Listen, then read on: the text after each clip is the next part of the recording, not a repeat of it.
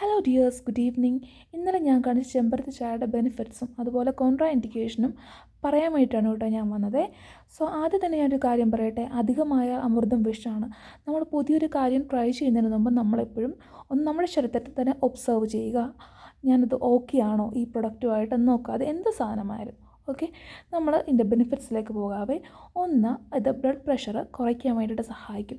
രണ്ട്, നമ്മുടെ ശരീരത്തിലെ കൊളസ്ട്രോൾ ലെവൽ, അതായത് ചീത്ത കൊളസ്ട്രോളിനെ കുറച്ച് നല്ല കൊളസ്ട്രോളിനെ കൂട്ടാൻ വേണ്ടിയിട്ട് ഹെൽപ്പ് ചെയ്യും. മൂന്ന്, അത് ട്രൈഗ്ലിസറൈഡ്, അതായത് നമ്മുടെ ശരീരത്തിൽ ഇത് ഒത്തിരി കൂടിയിട്ടുണ്ടെങ്കിൽ ബ്ലോക്കൊക്കെ ഉണ്ടാവാൻ വേണ്ടി കാരണമാകും. സോ അതിൻ്റെ ലെവൽ കുറയ്ക്കാൻ വേണ്ടിയിട്ട് ഹെൽപ്പ് ചെയ്യും.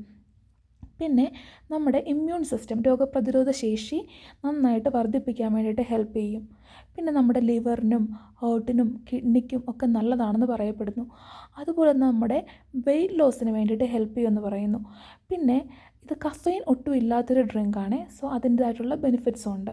അടുത്തത്, ഗേൾസിന് പ്രീ മെൻസ്ട്രൽ സിംറ്റംസ് ഉണ്ട്. അതായത് പീരീഡ്സ് ആണ് മുമ്പും പീരീഡ്സിൻ്റെ സമയത്തും ഉണ്ടാകുന്ന സിവിയർ അബ്ഡോമിനൽ പെയിൻ പോലുള്ള കാര്യങ്ങൾ ഉണ്ടാവാണ്ടിരിക്കാൻ ഇത് ഹെൽപ്പ് ചെയ്യുമെന്ന് പറയുന്നു.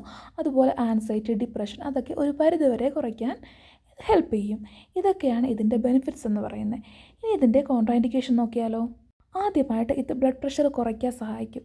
ഇത് തീരെ കുറഞ്ഞു പോയിട്ടുണ്ടെങ്കിൽ നമുക്ക് തലചുറ്റൽ പല പല പ്രശ്നങ്ങളുണ്ടാകും. അതുപോലെ തന്നെ ഷുഗർ കുറയ്ക്കാനും, ഷുഗർ ഒത്തിരി കുറഞ്ഞു പോയാലും അത് ഡേഞ്ചറാണ്. സോ അതിന് ഇതൊരു കാരണമാകും.